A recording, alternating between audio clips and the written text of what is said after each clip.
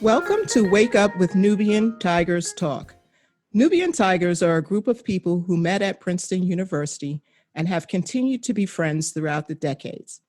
The COVID-19 pandemic and the civil demonstrations following the murders of Breonna Taylor and George Floyd by the police motivated us to harness our life experiences and professional expertise and contribute our voices to the broader discussion of the conditions of life throughout Black America.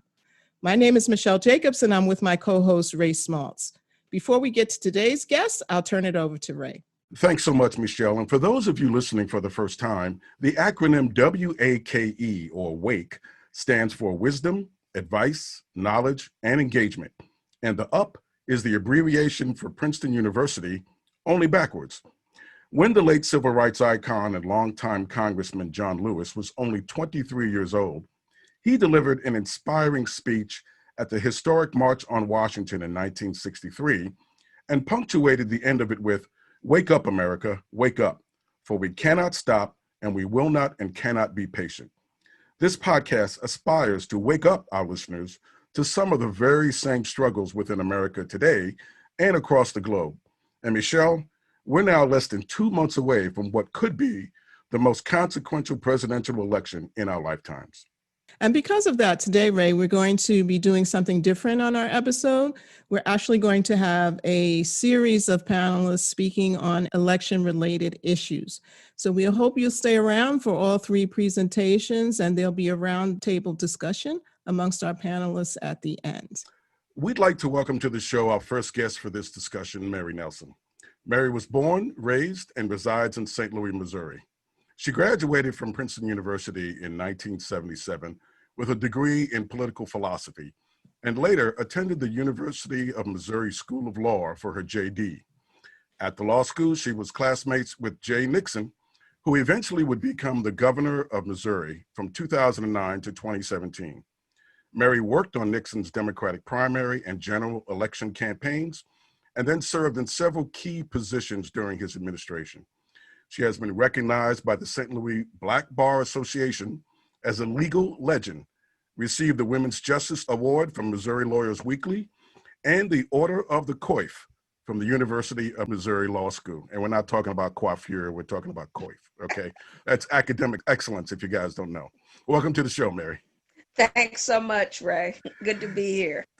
So Mary, in reading your bio, you've obviously been a very committed public servant to the St. Louis community. And considering you could have made tons of money in the private sector with any major law firm, at least that's what I've been told. So anyhow, what inspired you to remain so closely affiliated with Missouri's politics and the plight of the state's Black and Brown community? You know, going to Princeton, you are practically indoctrinated on the principle of working in the community service and the nation's service and the service of humanity. And I'm certainly part of that movement, and was really fortunate when I was there to have been exposed to people like Barbara Jordan, Shirley Chisholm, who spoke eloquently and very compellingly about taking what you've learned at Princeton and applying it to your community at home. So instead of staying on the East Coast, I was very anxious to get back home so that I could try to do some good there. Well, those are two excellent role models to pattern your career after. But later on, Mary, you were able to ride the wave, the Barack Obama wave, okay, into the office and administration of Jay Nixon. So what was it like being involved in his campaign, going around the state campaigning and being his liaison to the Black community? And how were you deployed by his campaign and his administration during your tenure with him? By the time that Jay recruited me for his first term in office, I had sort of been around the block politically in St. Louis and at the state level. I had worked in economic development in the city of St. Louis. I had worked in 2 mayoral administrations in the city, and had also worked as general counsel and legislative director for the Missouri Speaker of the House, another classmate of mine. So I sort of knew the lay of the land, and what Jay wanted me to do, and I was sort of surprised at the role he wanted me to play, was to be his director of boards and commissions. And in that role, you're essentially using the delegated authority of the governor to appoint people to state boards and commissions all over the state and in all kinds of areas, whether it's Clean Air Commission or the, I don't know, State Fair, or, I mean, there are just hundreds and hundreds of different commissions. And I really saw it as an opportunity to mobilize a statewide volunteer pool, drawing not only on the political connections that Jay had, but on personal connections that I had, so that we could extend our footprint of influence all across the state and in every community in the state, including people of color. So can you tell us a little bit about what the challenges you faced working for Jay Nixon in terms of making relationships in the Black community, and how did you go about establishing credibility for him and for yourself in the community? It was tricky, quite frankly, because Jay had previously run for governor and was not well received by the Black community. He, in his capacity as Attorney General, had been responsible for defending a big school desegregation case in the St. Louis public schools. And when he finally had an opportunity to settle the case, because it went on for several years, the Black community was not supportive of the settlement, although Black politicians had urged the case to settle. The community wasn't feeling it. And in fact, when he ran for governor at that time, they supported the Republican candidate instead of Jay. So he had to make up for that deficit and lack of confidence. So there was a lot to be done in terms of selling him as somebody who cares about people of color in the state. But at the same time, Jay being an outstate Missouri person, meaning coming from rural Missouri, he wanted to keep his foot firmly in that camp and not concede any of those votes. So it was difficult to get him to do both things, really, to appease the rural people, but at the same time be a real progressive in communities of color. And, you know, I pushed him into doing a number of things that were historic for the state. We made a lot of firsts for the state of Missouri in terms of appointments to the bench and to boards and commissions, but he never really wanted to take credit for it. He never wanted to send out press releases talking about how this made history for African Americans. And so I felt kind of conflicted about that, but you know, I wasn't the governor. I'm just a staff person.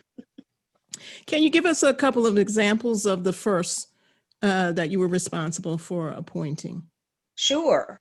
We put African Americans onto so many different boards where they had never had any before.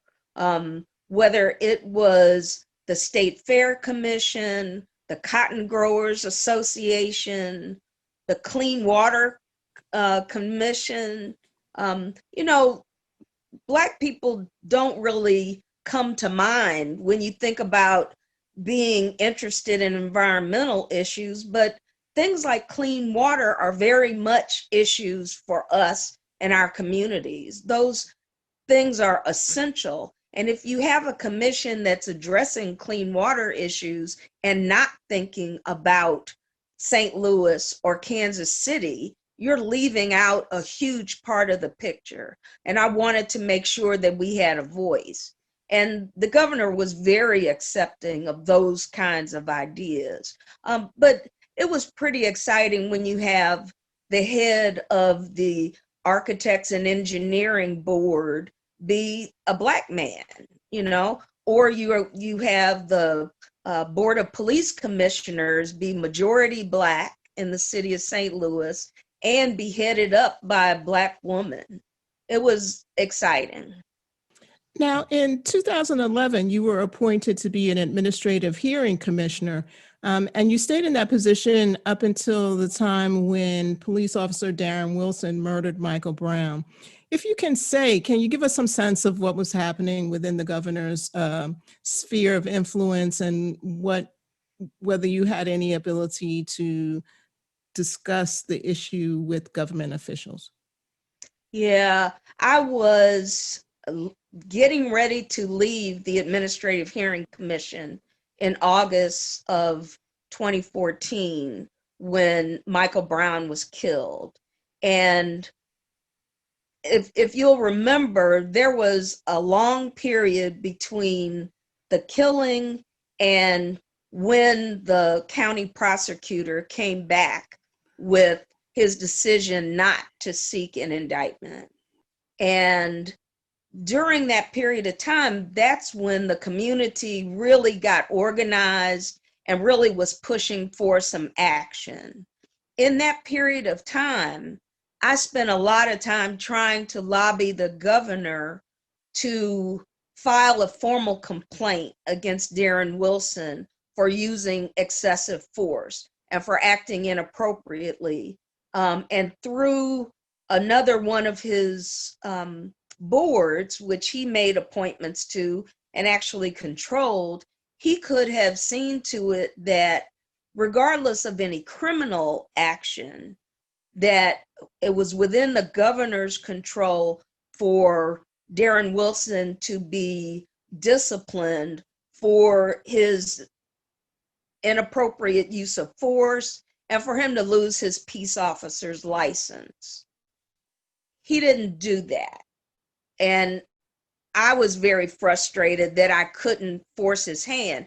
I do understand his explanation, though, which was that having been a former prosecutor himself, he wants a chance for the prosecutor to do what he was going to do. So by the time it all worked out, I was already gone. I was at St. Louis Community College as its general counsel, and we took it from there. But I think that Jay called me at one point and asked me about appointments to a task force that he was putting together.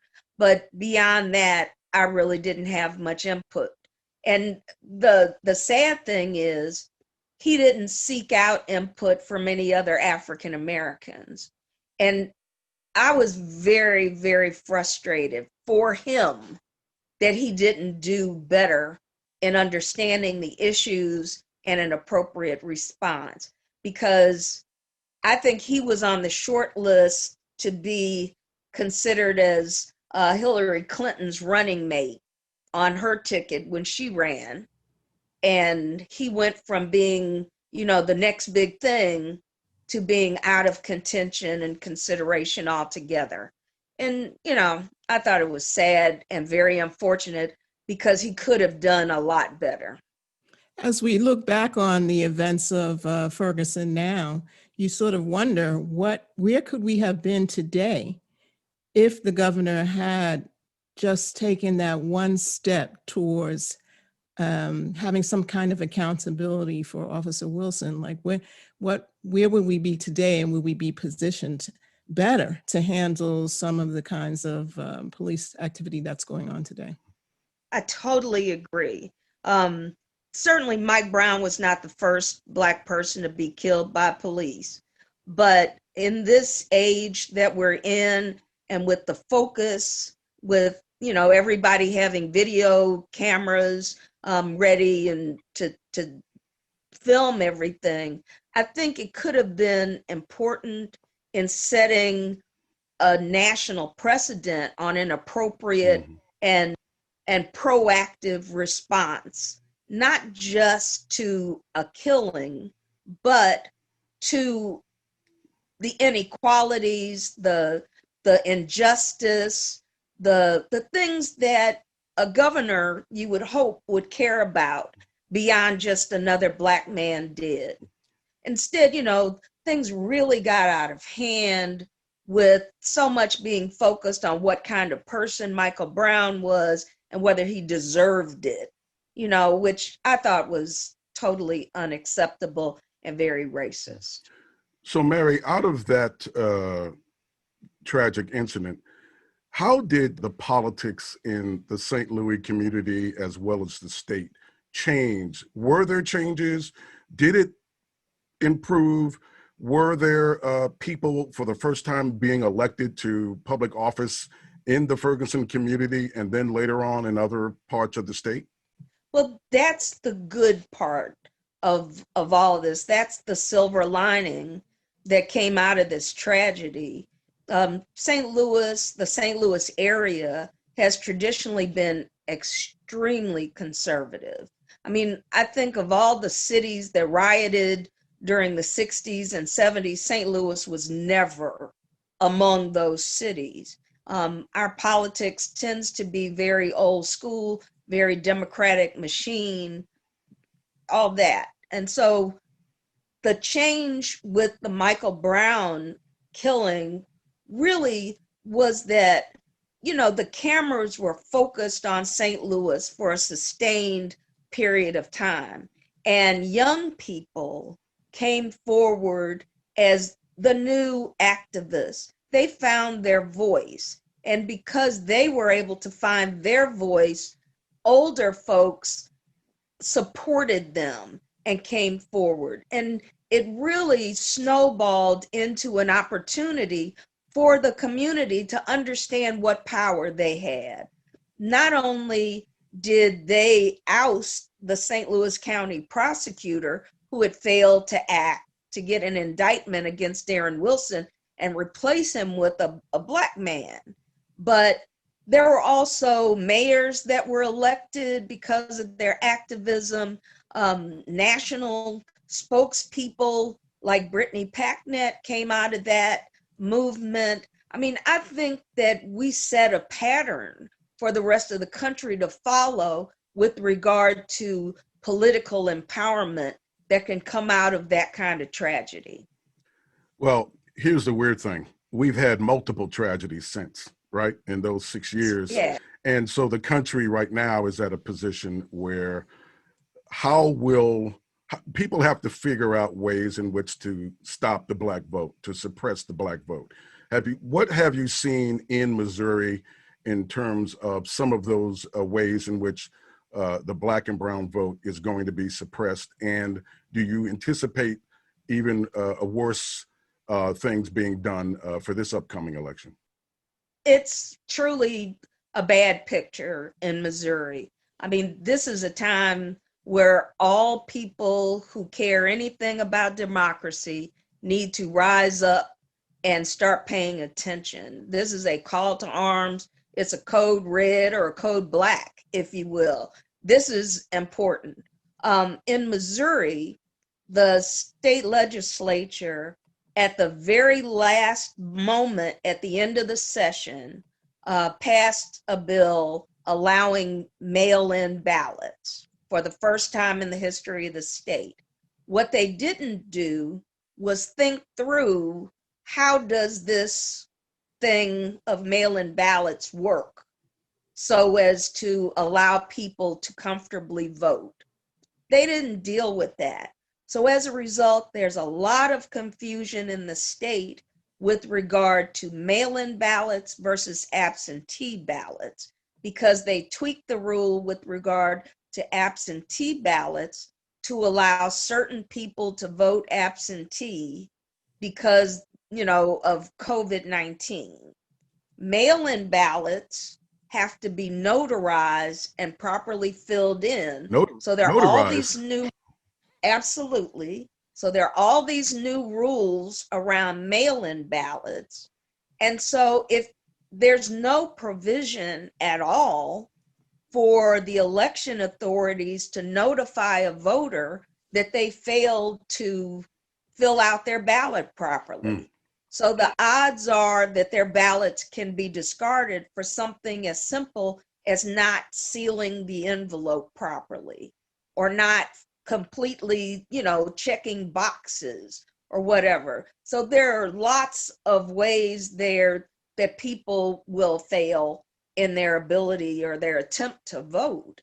And it's frightening because, so many people rely on Facebook and social media for direction on things as important as voting, unfortunately. And I've seen a lot of information out there that does not reflect Missouri law. Mm-hmm. And, things like telling people to take their mail-in ballot and hand deliver it to the election board. Maybe that works in some other state. In the state of Missouri, a mail-in ballot must be returned by mail. If you try to deliver your mail-in ballot in person, it will be discarded. So every time I see stuff on social media telling people don't trust the post office, take your ballot and deliver it yourself, it's just not going to work for us. It's going to result in a lot of invalidated ballots. So, Mary, before we let you go, now you have participated in voting, in the polling as a judge for many years.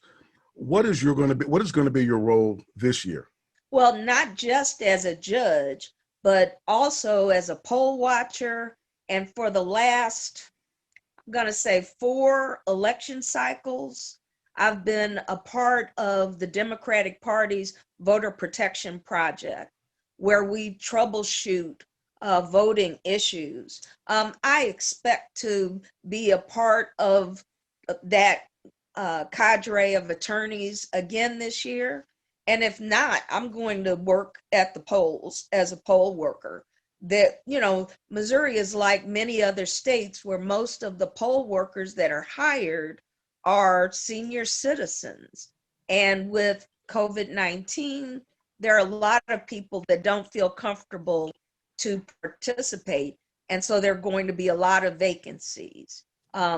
We badly need, nationally, we badly need poll workers. So if anybody has an opportunity to sign up to work, I know you get paid some nominal fee, but it's important work that makes sure that everybody who's eligible gets to vote and that every vote is in fact counted. Thank you so much, Mary. We're going to ask you to hang out a little bit to wait till the other panelists speak, and then hopefully you guys will have some roundtable discussion amongst yourselves. So thanks so much. That was fantastic, and hang in. Thank you. That was terrific, and I hope you'll join us for our next episode, episode 2 of this election special on Wake Up with Nubian Tigers Talk podcast. We'd like to thank our guest, Mary Nelson, a lawyer and former director of boards and commissions for Democratic Governor Jay Nixon for the state of Missouri. Join us for our next episode, where we will introduce Larry Hamm, a political activist and recent challenger to Cory Booker's Senate seat, where we'll discuss more of the potential obstacles, disinformation, and impediments that could affect turnout and ballots of Black and Brown communities during this upcoming 2020 presidential election. Michelle, I can't wait for our next podcast.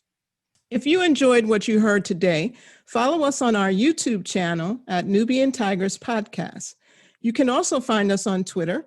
Our handle is @Nubian Tigers as one word. And of course, you can always check us out on our website, nubiantigerspodcast.com, where in addition to the podcast episodes, you can also find helpful resources to help you explore the subject of each podcast. Looking forward to sharing some wisdom with you next time.